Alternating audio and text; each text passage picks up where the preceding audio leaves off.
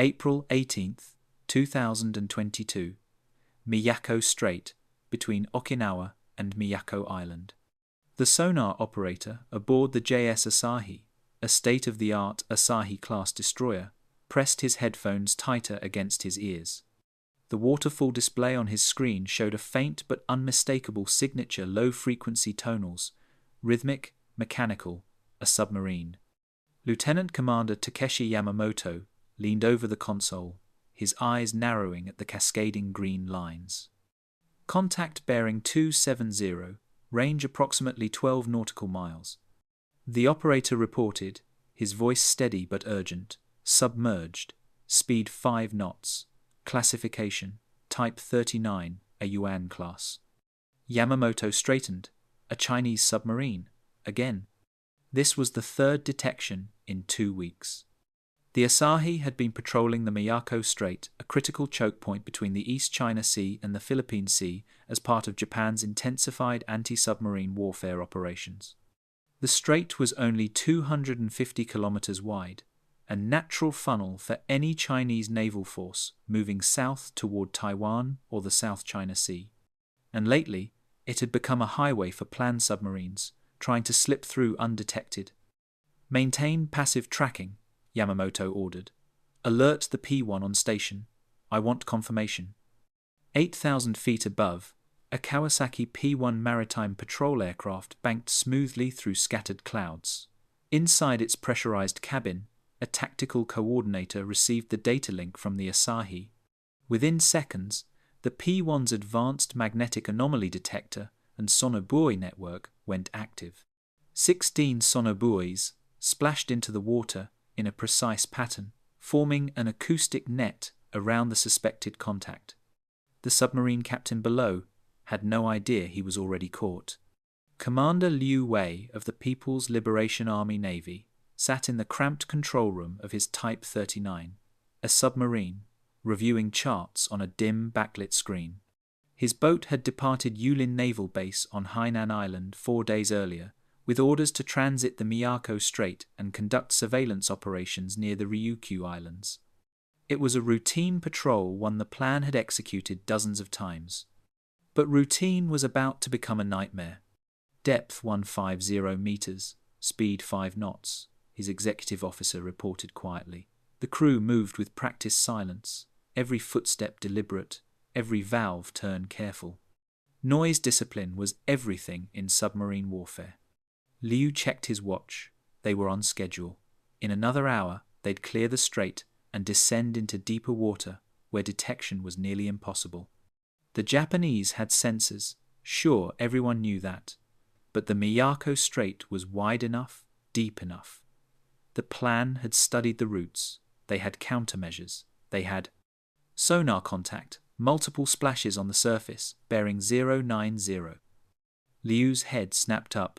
Sonobuoys? Confirmed. Pattern suggests active search. His stomach tightened. They'd been found. All stop. Rig for ultra-quiet. The submarine's reactor throttled down. The hum of machinery faded to near silence. Every non-essential system shut off. The crew froze in place, barely breathing. In the darkness of the deep, Liu waited, listening to the faint pings of active sonar sweeping through the water like searchlights. Above, the P1 circled lazily, its sensors painting a perfect picture of the submarine below. The data streamed back to the Asahi, to the Maritime Self-Defense Force headquarters in Yokosuka, and to the Joint Staff Office in Tokyo. Within minutes, a second destroyer, the JS Shiranui, altered course to intercept. The net was closing. Liu didn't know it yet, but this wasn't luck. This wasn't coincidence. The Japanese had been waiting. Commander Liu kept his submarine motionless for 43 minutes. The sonobuoys eventually went silent, their batteries exhausted. The surface contacts faded. He waited another 20 minutes before giving the order. Ahead slow. Come to course 110, depth 200 meters. The Type 39A crept forward, angling deeper into the strait. Liu exhaled slowly. Close call, too close. But they'd evaded detection, or so he thought. What he didn't know was that the JS Asahi had never lost contact. Its towed array sonar, trailing 3 kilometers behind the destroyer like an invisible tripwire, continued tracking every turn, every depth change, every propeller rotation.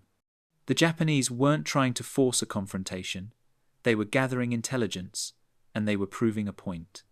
June 12, 2022, Osumi Strait, southern Japan. Another submarine, another detection. This time, it was a Type 093 Shang-class nuclear attack submarine, far more capable than the diesel-electric Yuan. It had transited north through the Miyako Strait 3 days earlier, tracked the entire way, and was now attempting to slip back south through the narrower Osumi Strait between Kyushu and Tanegashima Island. The JS Suzutsuki, a Maya-class destroyer equipped with the latest AN/SQQ-89 sonar suite, picked up the contact within minutes of the submarine entering the strait. A P-1 was overhead within the hour. The pattern was repeating. At the Maritime Self-Defense Force's Fleet Submarine Force headquarters in Yokosuka, Rear Admiral Hiroshi Nakamura studied the growing database of detections. His staff had compiled a detailed map, red lines showing Chinese submarine routes, blue markers indicating Japanese detection points. The picture was damning. 17 confirmed detections in 8 months, his intelligence officer reported. Miyako Strait, Osumi Strait, Tsushima Strait.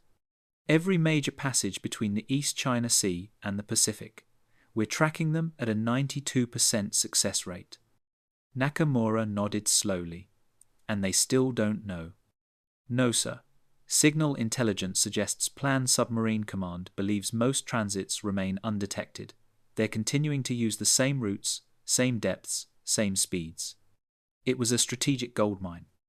Japan's underwater surveillance network, a combination of fixed hydrophone arrays, mobile towed sonars, and coordinated air patrols, had turned the waters around the Japanese archipelago into a transparent fishbowl.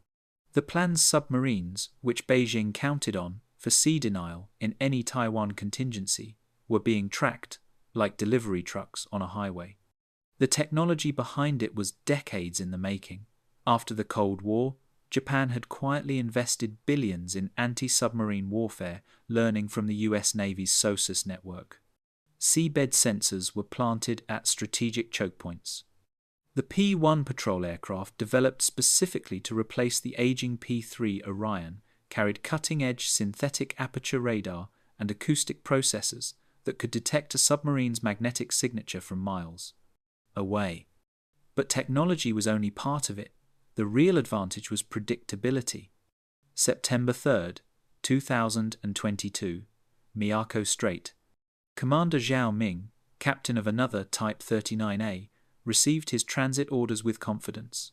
He'd made this run twice before, without incident. The route was straightforward. Depart Ningbo, transit the East China Sea submerged, pass through the Miyako Strait at night, then proceed to patrol zones near Guam. Depth 180 meters, speed 6 knots, he ordered as his submarine approached the strait. Maintain silent running. 22 nautical miles to the east, the JS Haguro sat in a patrol box, its towed array deployed, waiting. The destroyer's combat information center was calm, almost routine. The sonar operator didn't even look surprised when the contact appeared on his display. New contact, bearing 255, classified submerged, probable Yuan class. The tactical action officer marked it on the plot, 3rd one this month. A P-1 was already airborne, loitering in a racetrack pattern 50 miles north. It diverted immediately, dropping sonobuoys in a pre-planned pattern that the crew had practiced dozens of times. The submarine sailed directly into the acoustic net. Zhao never saw it coming. His sonar crew detected nothing, no active pings, no surface contacts, no aircraft.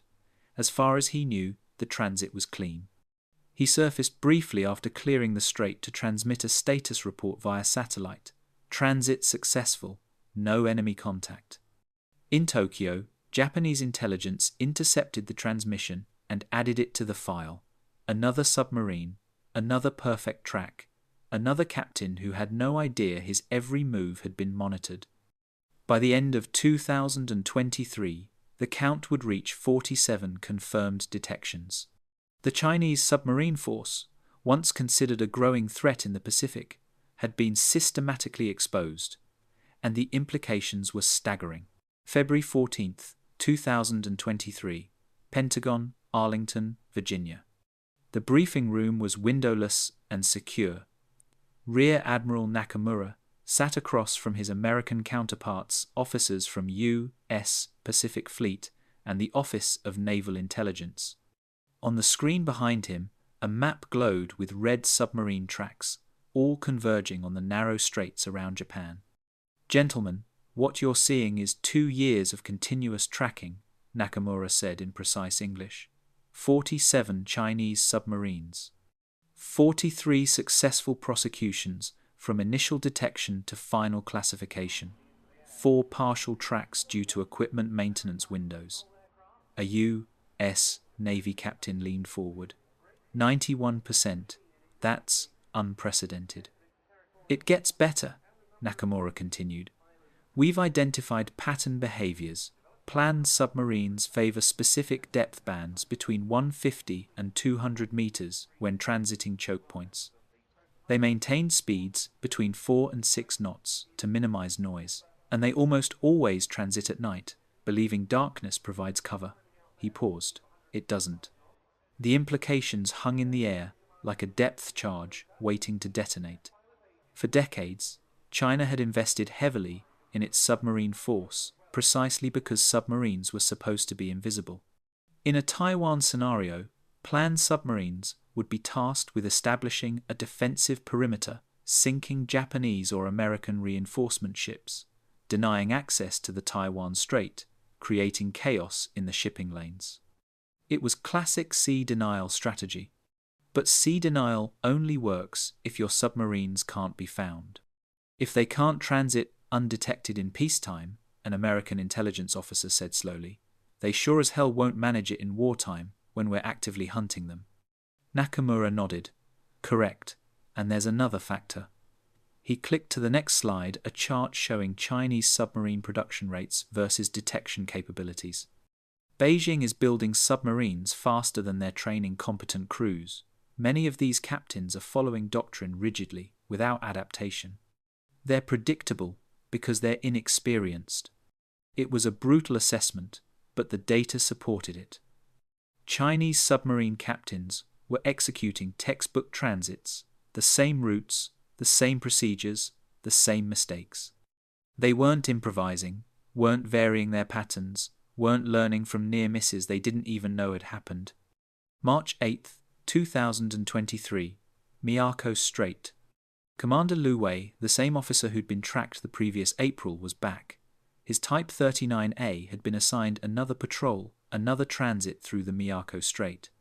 He'd made this run 4 times now. Each time, he'd reported successful evasion. Each time, his superiors had praised his caution and skill. He had no idea he'd been tracked every single time. Approaching the strait, his navigator reported. Recommend depth 170 meters, speed 5 knots. Liu nodded. Standard procedure, by the book, safe. 12 miles away, the JS Kumano, a brand new Mogami-class frigate, was already positioned. Its crew didn't even need to actively search anymore. They knew where the submarines would be. The patrol box had been refined through 2 years of data collection. The Chinese were creatures of habit. Contact, the sonar operator reported, almost bored, bearing 268, Yuan class, same profile as last month's track. The tactical officer marked it. P1 is already overhead. They've got him. Above, the patrol aircraft had dropped sonar buoys before the submarine even entered the detection zone. The acoustic net was pre-positioned, waiting like a spider's web. Liu's submarine swam directly into it. In the control room of the Type 39A, everything seemed normal. No alarms, no contacts, no indication of compromise. Liu checked his watch and allowed himself a small smile. Another clean transit. Another success to report. He was wrong. April 2023, Yulin Naval Base, Hainan Island. The pattern was finally starting to crack, not because the Chinese had detected the Japanese surveillance, but because of what they weren't seeing. A planned submarine squadron commander reviewed after-action reports from recent patrols and noticed something troubling. Multiple captains reported clean transits through the Miyako Strait, yet intelligence assessments showed increased Japanese destroyer activity in those exact areas during those exact timeframes. Coincidence? Or something worse? He flagged it for higher command, but the response was muted. The planned submarine force was under pressure to demonstrate capability, to show that China's underwater fleet could operate freely in the Western Pacific. Admitting systematic detection would be admitting failure. So the reports were filed, the patrols continued, and the submarines kept using the same routes. In Tokyo, Japanese intelligence watched the Chinese submarine schedule and shook their heads. Nothing had changed. The plan was still sending boats through the straits, still following predictable patterns, still operating as if they owned the underwater domain. They didn't. By mid-2023, Japan had shared its tracking data with the United States, Australia, and other regional partners. The message was clear. In any conflict scenario, Chinese submarines would not achieve surprise. They would not establish sea denial. They would be hunted from the moment they left port. The underwater chess game was over before it had truly begun, and one side didn't even know they'd lost. August 19th, 2023. South China Sea Fleet Headquarters, Zhanjiang. The meeting was classified at the highest level. Senior planned submarine commanders sat around a polished table, their faces carefully neutral as our intelligence colonel presented findings that no one wanted to hear. Analysis of Japanese Maritime Self-Defense Force movements suggests a correlation between our submarine transits and their ASW deployments. The colonel said, choosing his words carefully.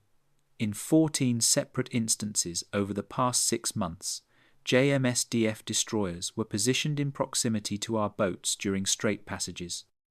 One captain spoke up. Proximity doesn't mean detection. The straits are natural patrol zones. Of course they position assets there. Perhaps, the colonel replied, but the timing is precise, and there's more. He clicked to the next slide, a chart showing Japanese P-1 flight patterns.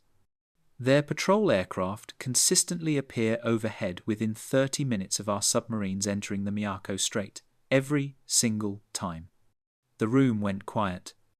A senior captain, one of the plan's most experienced submarine commanders, leaned back in his chair. You're suggesting they're tracking us, consistently. I'm suggesting it's a possibility we can no longer ignore. But acknowledging the problem meant acknowledging a catastrophic failure in operational security, in training, in the fundamental assumptions underlying China's naval strategy. It meant admitting that billions of yuan in submarine construction had produced a force that couldn't operate undetected in its own backyard. The political cost was too high. The meeting ended with a directive to review procedures and enhance operational security. No fundamental changes were ordered. The transits would continue. October 2023. Miyako Strait. Commander Liu Wei made his 6th transit through the strait. By now, it felt routine, almost boring. Depth 170 meters, speed 5 knots, silent running. The same procedure that had worked every time before. The JS Asahi detected him at 0342 hours, exactly where the predictive model said he would be. The P-1 overhead had been on station for an hour, waiting. The sonar buoys were pre-positioned. The track was clean and continuous, from entry to exit. Liu surfaced briefly after clearing the strait and transmitted his report. Transit complete, no enemy contact, proceeding to patrol zone. In Yokosuka, a junior intelligence officer added the data point to the database and moved on to the next task. It wasn't even noteworthy anymore. The strategic reality What happened in the waters around Japan between 2022 and 2023 wasn't a single dramatic confrontation. It was something far more devastating, a systematic dismantling of an entire strategic assumption. China's submarine force had been built on the premise that submarines are inherently stealthy, that the vastness of the ocean provides cover, that technological parity would allow plan boats to operate freely in a conflict. The Miyako Strait detections proved all of that wrong. Japan's success came from three factors: superior technology, relentless training, and Chinese predictability. The JMSDF's underwater sensor networks were more advanced than Beijing had estimated. Japanese ASW crews practiced coordination between ships and aircraft until it became second nature. And Chinese submarine captains, following rigid doctrine and lacking real operational experience, made themselves easy to track. The implications for a Taiwan contingency were stark.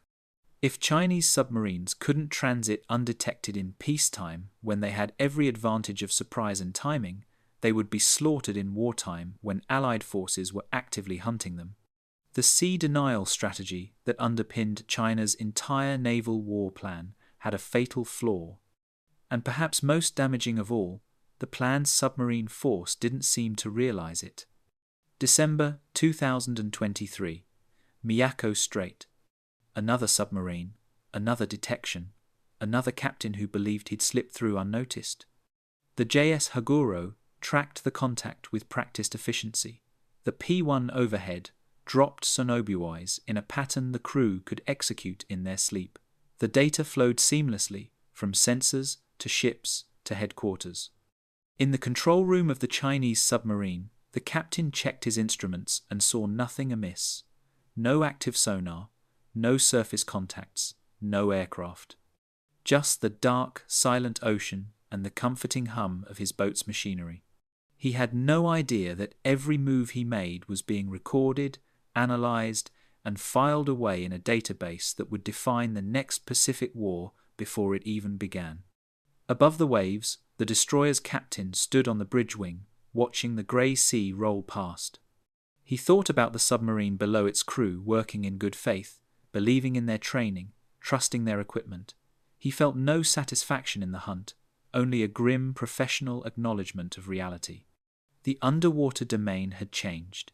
Stealth was no longer guaranteed, the ocean was no longer opaque, and the captains who didn't know they'd been found were the most vulnerable of all.